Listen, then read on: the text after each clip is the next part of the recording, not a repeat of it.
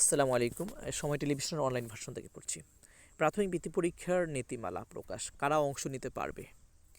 দেশের প্রাথমিক শিক্ষার মানোন্নয়ন মেধাবী শিক্ষার্থীদের মূল্যায়ন প্রাথমিক বৃত্তি পরীক্ষার নীতিমালা ২০২৬ জারি করেছে সরকার।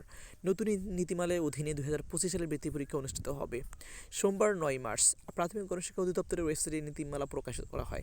প্রাথমিক ও গণশিক্ষা মন্ত্রণালয়ের অনুমোদিত এই নীতিমালা সরকারি প্রাথমিক বিদ্যালয়ের পাশাপাশি নিবন্ধনভুক্ত বেসরকারি স্কুলগুলোর জন্য নির্দিষ্ট করা নিয়ম নির্ধারণ করা হয়েছে। অংশগ্রহণ যোগ্যতা, নতুন নীতিমালা অনুযায়ী সরকারি বেসরকারি প্রাথমিক বিদ্যালয়ের পঞ্চম শ্রেণীর শিক্ষার্থীরা এই পরীক্ষা অংশ নিতে পারবে, তবে সব শিক্ষার্থী নয়, বরং চতুর্থ শ্রেণীর সব প্রান্তিক সামষ্টিক মূল্যায়নের ফলাফলের ভিত্তিতে মেধার ক্রমানুসারে সর্বোচ্চ ৪০% শিক্ষার্থী এই পরীক্ষায় বসার সুযোগ পাবে।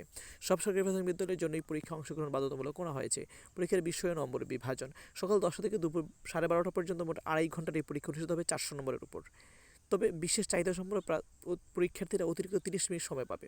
বিশ্বভিত্তিক নম্বর হল বাংলা ১০০, ইংরেজি ১০০, গণিত ১০০ এবং বাংলাদেশ বিশ্বপরিচয় ও প্রাথমিক বিজ্ঞান মিলে ১০০ নম্বর। প্রতিটি বিষয়ে ন্যূনতম ৪০% নম্বর পাওয়া শিক্ষার্থীদের মধ্যে থেকে বৃত্তির জন্য চূড়ান্ত তালিকা প্রকাশ করা হবে। বৃত্তি ধরন ও বন্টন নীতি, নীতিমালা অনুযায়ী